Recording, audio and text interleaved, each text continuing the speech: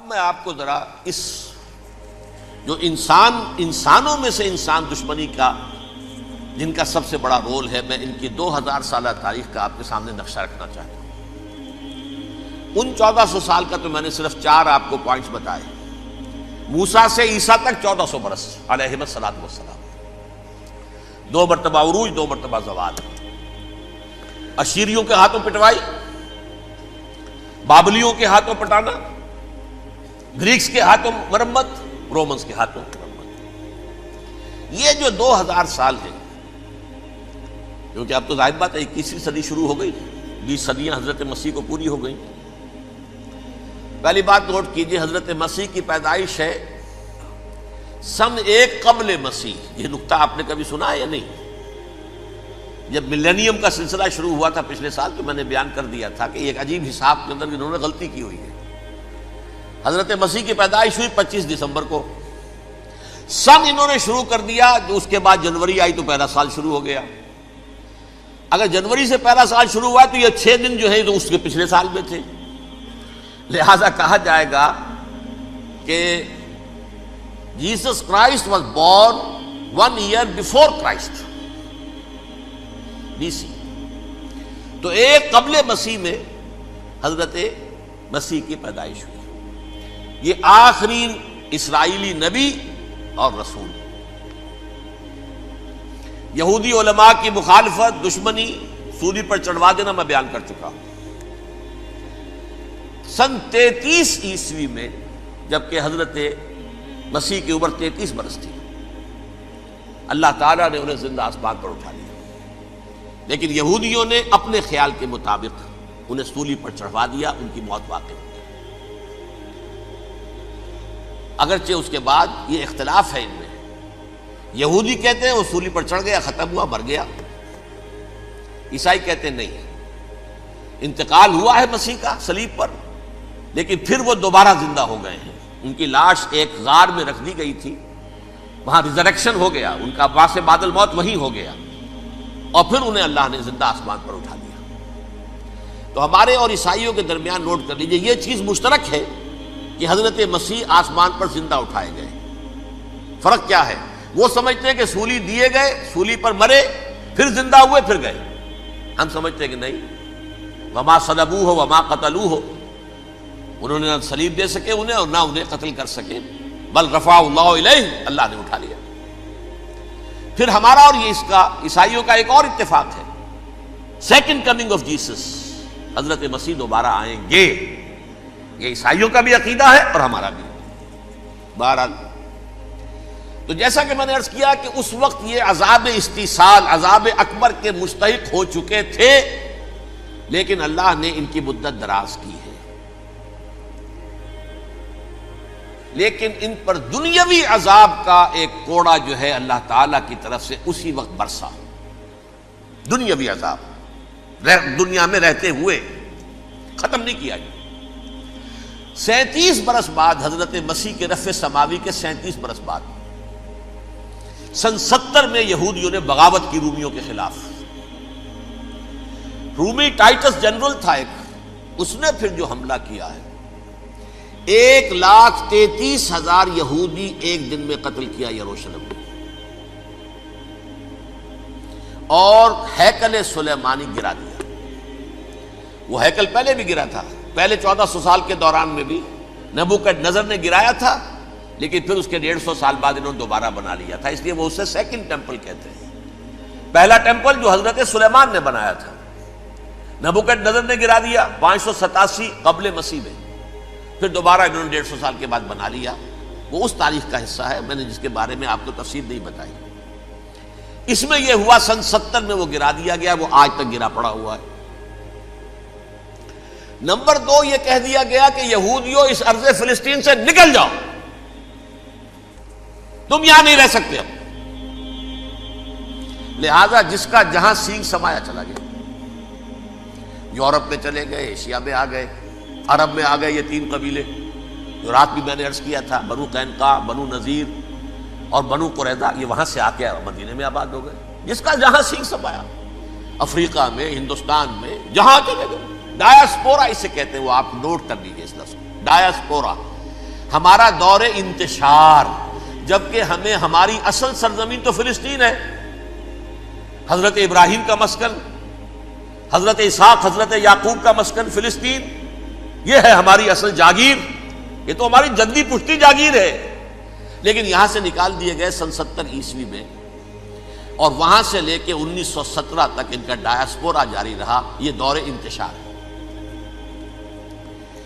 اس دور انتشار کے اب چند حصے ہیں جس کو میں چاہتا ہوں کہ آپ علیحدہ علیحدہ سمجھ لیں۔ دور انتشار کا جو پہلا جو ہے تقریباً 300 برس، رومی حکمران تھے، وہ یہودیوں کے بھی دشمن تھے اور عیسائیوں کے بھی دشمن تھے، عیسائی اور یہودی ایک دوسرے کے بھی دشمن تھے، لیکن رومی سمجھتے تھے کہ یہ ایک ہی تھیلی کے چٹے بٹے ہیں۔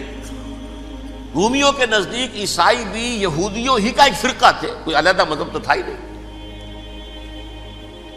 لہذا رومی جو ہیں رومنز وہ ان دونوں کو ستاتے تھے، مارتے تھے، اور یہ آپس میں لڑتے تھے، یہودی عیسائیوں کو مارتے تھے، عیسائی یہودیوں کو مارتے تھے۔ یہ ہے 300 برس تک کی تاریخ۔ سن 300 عیسوی میں کیا ہوا؟ ایک معجزہ ہو گیا۔ بہت عظیم ایمپرر کانسٹینٹائن، قسطنطین اعظم، رومن ایمپررز میں سے بہت بڑا ایمپرر، وہ عیسائی ہو گئے۔ اب تو معاملہ بالکل تلپٹ ہو گیا، پوری سلطنت عیسائی ہو گئی۔ اب عیسائیوں کے عیش ہو گئے اور یہودیوں پہ مار پڑنی شروع ہوئی۔ اب عیسائیوں کا آپ خود سوچئے کہ جنہیں وہ خدا بنا بیٹھے ہیں، خدا کا بیٹا قرار دے رہے ہیں، ان کے قاتل کون؟ یہودی بدماش۔ لہذا ان کی وہ پٹائی شروع ہوئی ہے یورپ میں، پوری رومن امپائر میں انہیں ذلیل کیا گیا، شہروں میں آمد بند، علیحدہ رہو، گھیٹوز کے اندر رہو۔ یہودی کا نام جو ہے وہ گالی بن گیا، جیسے آج بھی یہودی گالی کہتے ہیں، جیسے خنزیر کا لفظ، آخر وہ بھی اللہ کی مخلوق ہے، لیکن آپ کو معلوم ہے کوئی شخص زبان پر نام نہیں لانا چاہتا خنزیر کا، سور کا، ہے تو مخلوق، وہ بھی ایک حیوان ہے۔ ایسے ہی یہ ہے یہودی گالی، جیوٹ گالی۔ لہذا ایک طرف تو ان دونوں کے درمیان دشمنی، جس کو قرآن کہتا ہے وَأَغْرَيْنَا بَيْنَهُمُ الْعَدَاوَةَ وَالْبَغْضَاءَ، ہم نے ان کے مابین دشمنی جو ہے پیدا کر دی ہے۔ اور جب یہ پوری سلطنت عیسائی ہو گئی تو قافیہ تنگ ہو گیا یہودیوں کا۔ اب آئیے 571 عیسوی، یعنی جب کہ ڈایاسپورا کو کتنا عرصہ ہو چکا تھا؟ 500 برس۔ سن 70 سے شروع ہوا نا ڈایاسپورا، جب ٹائٹس نے گرایا ہے ہیکل کو اور نکال باہر کیا انہیں فلسطین سے، بھاگ جاؤ یہاں ایک یہودی بھی نہیں رہے گا، فلسطین سے نکال دیے گئے۔ اس کے پورے 500 برس بعد سن 571 عیسوی میں حضور کی پیدائش ہوئی، ولادت باسعادت محمد رسول اللہ صلی اللہ علیہ وسلم۔ 610 میں آپ پر وحی کا آغاز ہوا، لیکن حضور کے ساتھ ان کا معاملہ کیا رہا؟ اول تو جبکہ حضور ابھی مکے ہی میں تھے، یہودیوں نے ریشہ دوانیاں شروع کر دی حضور کے خلاف۔ قریش مکہ کو سکھاتے تھے، پڑھاتے تھے، ان سے یہ پوچھو، ان سے یہ پوچھو، انہیں اس طرح تنگ کرو، ان سے یہ امتحان لو، یہ آپ کے علم میں ہے۔ سورہ بنی اسرائیل میں، سورہ کہف میں وہ سوالات، جو امتحانی سوالات آئے تھے، ذوالقرنین کون تھا، اصحاب کہف کون تھے، تم رسول بنے پھرتے ہو تو بتاؤ، اور یہ روح کی حقیقت کیا بتاؤ۔ یہ ساری ریشہ دوانیاں کر رہے تھے بیٹھے ہوئے، ابھی وہیں پر حضور ابھی پہنچے بھی نہیں۔ ہجرت فرما کر حضور تشریف لے آئے تو حضور نے، جسے ماسٹر سٹروک کہا جائے گا، یعنی اسٹیٹس مین شپ کا ماسٹر سٹروک، آپ نے مدینے میں آتے یہودیوں کے ساتھ پیکٹ کر دیا، جوائنٹ ڈیفنس پیکٹ آف مدینہ، کہ اگر مکے والے ہم پر حملہ کریں گے تو ہم مل جل کر ایک قوم کی حیثیت سے مقابلہ کریں گے۔ یہ میثاق مدینہ کہلاتا ہے، جس کے بہت غلط معنی پہنائے جا رہے ہیں آج کل۔ بہرحال میں موضوع میرا چونکہ یہ نہیں، میں ادھر نہیں جاؤں گا، لیکن ہوا کیا؟ ہر مرتبہ یہ خیانت کے مرتکب ہوئے، ان نے جو عہد کیے تھے ان سے پھرے، اندر ہی اندر سازش، ریشہ دوانی، حضور کی بدترین دشمنی۔ سورہ نساء کی آیت نمبر 12 میں 13 میں فرمایا ہے لا تزال تطلع علی خائنۃ منہم، اے نبی ہمیشہ آپ کے علم میں ان کی طرف سے خیانتیں، بددیانتیاں آتی رہیں گی. اور بار بار وہ مسلسل جنگ کی آگ بھڑکاتے تھے. قریش کو دعوت دیتے، آؤ آؤ آؤ ہم اندر سے بغاوت کر دیں گے، تم آؤ تو صحیح، ختم کریں محمد کو اور اہل ایمان کو صلی اللہ علیہ وسلم ورضی اللہ تعالی عنہم اجمعین. لیکن پھر جب وہ آتے تھے تو یہ دبک جاتے تھے، ان میں ہمت نہیں تھی. میدان کے مرد نہیں رہے تھے. یہ سورہ حشر میں ان کا نقشہ کھینچا گیا ہے. کھلے میدان میں مقابلے کی اس کے اندر صلاحیت ہی نہیں. یہ تو فصیلوں کے پیچھے سے، جیسے عورتیں کہیں دیہات میں لڑائی ہوتی ہے تو مرد جو ہے گلیوں میں لڑتے ہیں، عورتیں اوپر سے پتھر پھینکتی ہیں، بس وہ کام یہ کر سکتے تھے. من ورائے جدر، فصیلوں کے پیچھے سے، جنگ میں میدان میں نہیں آ سکتے. بہرحال قرآن مجید میں ہے یہ سورہ مائدہ کی آیت نمبر 64، کلما اوقدوا نارا للحرب اطفاها اللہ. اکثر و بیشتر مواقع پر تو یہ جب آگ بھڑکاتے تھے جنگ کی، اللہ اسے بجھا دیتا تھا. لیکن بہرحال اس کے باوجود جنگیں ہوئی، غزوہ بدر، غزوہ احد ہوئی کہ نہیں؟ یہ ساری اصل شرارت ہوئی. اور اس کے نتیجے میں حضور نے پھر ایک ایک کر کے 3 قبیلوں کو سزا دی. غزوہ بدر کے فوراً بعد بنو قینقاع نکالے گئے مدینے سے، غزوہ احد کے فوراً بعد بنو نذیر نکالے گئے، اور غزوہ احزاب کے بعد بنو قریظہ نکال دیے گئے. یہ تو میں نے آپ کے سامنے رکھ دیا صرف حضور کے زمانے میں ان کا کیا رویہ رہا. دشمن، رات بھی ہم نے وہ آیت پڑھی تھی، لَتَجِدَنَّ أَشَدَّ النَّاسِ عَدَاوَةً لِلَّذِينَ آمَنُوا الْيَهُودُ وَالَّذِينَ أَشْرَكُوا. اہل ایمان کی دشمنی میں شدید ترین تم پاؤ گے یہودیوں کو اور مشرکین. مشرکین بھی بعد میں ہے، پہلے یہودی. حضور کے بعد کیا ہوا اب یہ نوٹ کیجئے، یہ ان کی تاریخ کا دوسرا دور. حضرت عمر رضی اللہ تعالیٰ عنہ قائد خلافت ہے. بیت المقدس کا محاصرہ کیا گیا، فصیل بڑی اونچی، شہر اندر سے سیلف سفیشنٹ، حملے کا راستہ کوئی نہیں. محاصرہ طول کھینچ رہا ہے لیکن ان کے پاس رسد بھی موجود ہے، پانی بھی موجود ہے، وہ دروازے بند کر کے بیٹھے ہوئے ہیں. بالآخر اللہ تعالیٰ کی مشیت کا ظہور کیسے ہوا؟ ان کے کچھ علماء آئے فصیل پر، کہا دیکھو مسلمانوں، تم قیامت تک بھی یہاں پڑے رہو گے محاصرہ کر کے، ہمارا یہ شہر فتح نہیں ہوگا. ہاں ایک درویش بادشاہ کے ہاتھوں یہ شہر فتح ہونا ہے، لیکن تمہارے اندر ہمیں وہ نظر نہیں آ رہا. ابو عبیدہ بن الجراح رضی اللہ تعالی عنہ، امین هذه الامہ، ان کا فوراً ذہن گیا وہ درویش بادشاہ مدینے میں بیٹھا ہوا ہے عمر رضی اللہ تعالی. اب ایک اور عمر بھی ہے جو قندھار میں بیٹھا ہے. نقشہ وہی ہے، سادگی کی حد تک نقشہ وہی ہے، بالکل وہی، اپنی آنکھوں سے دیکھا ہے، وہی سادگی. عمر اول، عمر ثانی تھے عمر بن عبد العزیز. اب ایک اللہ کے فضل سے اللہ تعالیٰ ایدہ اللہ بنصرتہ، اللہ تعالیٰ ان کی نصرت فرمائے، دشمنوں کو ان کے مقابلے میں نیست و نابود کرے. انہوں نے ریکویسٹ بھیج دی کہ حضور تشریف لائیے، یہ شہر فتح ہو جائے گا.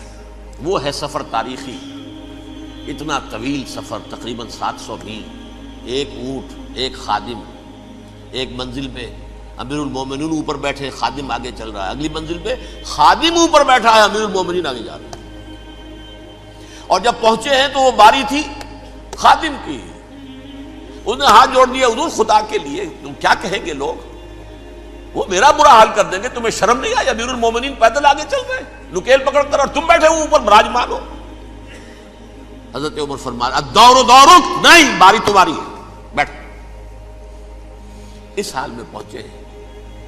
اور پھر یہ کہ ابو عبیدہ بن الجراح آئے ہیں، استقبال کیا ہے تو دیکھا ہے اس حال میں چلے آ رہے ہیں. عمر نکیل پکڑے ہوئے چلے آ رہے ہیں، اور کہتے ہیں کہ کہیں کیچڑ ویچڑ تھا، جوتے خراب ہو گئے تھے، وہ بھی اتار کے ہاتھ میں پکڑے ہوئے، کپڑے تو تھے ہی پھٹے ہوئے. انہوں نے کہا بھی حضرت ابو عبیدہ نے، دیکھیے یہ بڑا متمدن ملک ہے، بڑا مہذب علاقہ ہے یہ، آپ ذرا حلیہ اپنا دوست فرما لیں تب جا کے پیش ہم آپ کو کریں گے. آپ نے فرمایا نحن قوم اعزنا اللہ بالاسلام، ہم وہ قوم ہیں جنہیں اللہ نے عزت دی ہے اسلام کے ذریعے سے. کپڑوں کے ذریعے سے نہیں، دولت کے ذریعے سے نہیں۔ اسی حال میں گئے ہیں، اوپر سے انہوں نے کھڑے ہو کر نشانیاں دیکھی ہیں، اپنی کتابیں کھولی، ہاں یہ وہی ہے، اچھا لو جی سرنڈر، شہر تمہارے ہاتھ میں۔ خون کا ایک قطرہ نہیں بہا اور بیت المقدس فتح ہو گیا۔ لیکن اس وقت حضرت عمر نے ایک نرمی یہ کی کہ یہودیوں کے لیے بھی اسے اوپن سٹی قرار دے دیا۔ یہ احسان عظیم حضرت عمر کا، اس سے پہلے یہودی آ ہی نہیں سکتا تھا، داخل ہی نہیں ہو سکتا تھا، وہاں وہ آ کر وزٹ نہیں کر سکتا تھا، زیارت نہیں کر سکتا تھا اپنے مقدس مقامات کی۔ حضرت عمر نے یوں سمجھیے کہ تقریباً 550 برس کے بعد ان کے لیے راستہ کھولا ہے کہ ہاں تم آ سکتے ہو، زیارت کر سکتے ہو۔ لیکن یہ عیسائیوں نے لکھوایا معاہدے کے اندر، انہیں یہاں آپ آباد ہونے کی اجازت نہیں دیں گے، لیکن کم وزٹ دی پلیسز، دیکھیں زیارتیں کریں اور جائیں۔ یہ معاہدہ حضرت عمر کا ہے رضی اللہ تعالیٰ، جو پھر خلافت راشدہ کے بعد بنو امیہ نے بھی اس کو آنر کیا، بنو عباس نے کیا۔ پھر جو ہمارے یہ ترکوں میں اندر خلافت آئی تو ترک خلفاء نے بھی اس معاہدے کی پوری پابندی کی۔ فلسطین میں آ سکتے ہیں یہودی صرف زائرین کی حیثیت سے، وہاں آباد نہیں ہو سکتے۔ اب آئیے اگلا دور آیا حضرت عثمان کا دور خلافت۔ یہ ہے وہ وقت کہ اب یہود نے امت مسلمہ کی پیٹھ میں چھرا گھونپا۔ وہ کیسے؟ ایک یہودی عبداللہ ابن سبا اسلام کا لبادہ اوڑھ کر آ گیا، معاشرے کا جائزہ لے لیا، ان میں بنو ہاشم اور بنو امیہ میں جو پرانی کشاکش تھی اس کے کچھ نہ کچھ جراثیم باقی ہیں، اگر ان کو ذرا بھڑکا دے تو مسلمانوں میں انتشار پیدا ہو جائے۔ کہا یہ عثمان کون ہے؟ یہ تو بنو امیہ میں سے ہے، یہ حق تو بنو ہاشم کا ہے، خلافت ان کے پاس ہونی چاہیے، محمد کے تو رشتہ دار وہ ہیں صلی اللہ علیہ وسلم۔ عوام الناس کے اندر بات پھیلنی شروع ہوئی۔ پھر ایک بڑی سازش کے انداز میں حضرت عثمان کے خلاف پروپیگنڈا، حضرت عثمان کے جو عاملین تھے، گورنر تھے، ان کے خلاف پروپیگنڈا، اور ایسی ہوشیاری کرتے تھے کہ کوفے میں کوفے کے حاکم کے خلاف کچھ نہیں کہنا، اجی مصر میں یہ ہو رہا ہے، اجی شام میں یہ ہو رہا ہے، اجی یہ جو عثمان ہے وہ یہ کر رہا ہے، یہ ظلم ہو رہا ہے، یہ لوٹ مار ہو رہی ہے، یہ خیانتیں ہو رہی ہیں۔ اب نہ تو اس زمانے میں مینز آف کمیونیکیشن، کیسے تصدیق کریں؟ افواہیں تو آپ آج کراچی کے اندر شروع ہو جائے تو پتہ نہیں چل سکتا کسی کو کہ کیا اس میں صداقت ہے، کیا جھوٹ ہے، اور بری بات جو ہے فطرت انسانی کی کمزوری ہے وہ فوراً قبول کرتا ہے، کسی کے بارے میں اچھی بات ماننے کو تیار نہیں ہوتا، لیکن بری بات تو فوراً تیار۔ بہرحال یہ فتنہ انہوں نے اٹھایا، حضرت علی کی الوہیت کا فتنہ اٹھایا، حضرت عثمان کے خلاف الفتنۃ الکبریٰ برپا کیا، حضرت عثمان شہید ہوئے۔ اس کے بعد 5 برس تک مسلمان ایک دوسرے کی گردنیں کاٹتے رہے، باہمی خانہ جنگی ہوئی، امت کو وہ زخم لگایا ہے جو آج تک جس سے خون رس رہا ہے۔ یہ شیعان عثمان اور شیعان علی تھے جو بعد میں پھر سنی اور شیعہ ہو، اور آج تک فتنہ کس نے جگایا؟ ایک عبداللہ ابن سبا یہودی اور اس کے کارندے، شیطان کا ایجنٹ، اور انسانوں میں سے بھی اس کے جو بھی حواریین تھے اور شیطانوں کے اندر سے بھی تھے، انہوں نے بھی اس آگ کو بھڑکایا۔ یہ آپ سوچ لیجئے کہ یہ کس نے وہ زخم لگایا؟ یہودی۔ اگلا دور آیا، خلافت راشدہ ختم ہوئی، بنو امیہ کا بھی دور کافی گزر گیا۔ طارق ابن زیاد 712 عیسوی میں حملہ کرتے ہیں اسپین پر۔ اسپین اس وقت عیسائیت کا بہت بڑا گڑھ، بڑے کٹر ترین عیسائی جو ہے وہ اسپین میں تھے، لہذا یہودیوں کی وہاں بہت پٹائی ہوتی تھی، یہ میں بتا چکا ہوں، دشمنی تھی ان کی تو چلی آ رہی تھی عیسائیوں کے ہاتھوں یہودیوں کی، وہ تو سن 300 عیسوی سے ایمپرر کانسٹنٹائن کے بعد سے شروع ہو گئی تھی۔ اس حوالے سے یہودیوں نے اس وقت چالاکی یہ برتی، کچھ راستے واسطے بتائے، کچھ مدد کی طارق ابن زیاد کی۔ طارق ابن زیاد نے انہیں اپنا محسن سمجھا، ہسپانیہ فتح ہو گیا تو یہودی چونکہ محسنین کی فہرست میں آ چکے تھے، انہیں بہت اقتدار نصیب ہوا، بڑی سپورٹ مسلمانوں نے دی۔ ان کے بڑے بڑے علماء جو ہیں اسی دور کے اندر پیدا ہوئے، بڑے بڑے تھنکرز ان کے اسی دور میں پیدا ہوئے۔ بن گوریون جو کہ ایک وزیر اعظم تھا اسرائیل کا، اس نے یہ لکھا ہے اپنی کتاب میں، Muslim Spain was the golden era of our diaspora. وہ ڈائسپورا جو 70 عیسوی سے شروع ہوا تھا اور 1917 عیسوی تک جاری رہا ہے، اس میں سے گولڈن ایرا ہمارا جو تھا وہ مسلم اسپین تھا. ہسپانیہ میں بیٹھ کر ہم عیش کیے. لیکن وہاں سے انہوں نے اور جو کچھ کیا، یہ تو داستان کے تو بہت سے گوشے ہیں، لیکن میں جس اسٹریٹ لائن میں چل رہا ہوں اس کے اعتبار سے ایک بات سمجھ لیجیے. وہاں بیٹھ کر انہوں نے اب عیسائیت کی پیٹھ میں چھرا گھونپا، پروٹیسٹنٹ مذہب پیدا کیا، تقسیم کر دیا. جیسے شیعہ سنی کی تقسیم، عبداللہ ابن سبا، رومن کیتھولک اور پروٹیسٹنٹ کی تقسیم، یہودی علماء. ہوتا کیا تھا؟ ہسپانیہ کی یونیورسٹیاں ہیں، کارڈووا میں ہے، ٹولیڈو میں ہے، گریناڈا میں ہے، غرناطہ، قرطبہ، تولیتلا، اور وہاں آتے تھے لوگ. فرانس سے چلے آ رہے ہیں نوجوان پڑھنے کے لیے، جرمنی سے چلے آ رہے ہیں، اٹلی سے چلے آ رہے ہیں. 3 ہی ملک قریب ترین پڑھتے ہیں سینٹرل جو یورپ کے ہیں. یہاں پر جو ہے وہ اسلام جو نور پھیلا رہا تھا اس سے بھی مستفیض ہوئے. جہالت کے جو ہے پردے ان کے وہ چھٹے. اس کے ساتھ ہی وہ یہودی وہاں ان کے اندر جو جراثیم داخل کر رہے تھے وہ اس عیسائیت کے خلاف بغاوت تھی جو اس وقت دنیا میں عیسائیت اس وقت تھی. پوپ کا راج تھا دنیا میں اس وقت. یورپ میں جو عیسائیت تھی اس میں ایک طرف بادشاہ تھے، لیکن بادشاہوں کی حیثیت وہاں پر یوں سمجھ لیجئے کٹ پتلیوں کی تھی. اصل قوت پوپ کے ہاتھ میں تھی. اور پوپ کو انہوں نے جیسے قرآن نے کہا اتخذوا احبارهم ورهبانهم اربابا من دون اللہ، کیونکہ سینٹ پال نے شریعت موسوی ساقط کر دی تھی تو اب شریعت تھی ہی نہیں. پوپ کو اختیار تھا جس چیز کو چاہے حلال قرار دے دے، جس چیز کو چاہے حرام قرار دے دے. اتخذوا احبارهم ورهبانهم اربابا من دون اللہ. انہوں نے کہا صاحب یہ پوپ کس بلا کا نام ہے، یہ بھی انسان ہے. بات تو ٹھیک تھی نا، اصل حیثیت تو کتاب کی ہونی چاہیے، ڈیوائن بک، دی ریویلڈ اسکرپچر. لہذا اور یہ کتاب ہر شخص پڑھ سکتا ہے.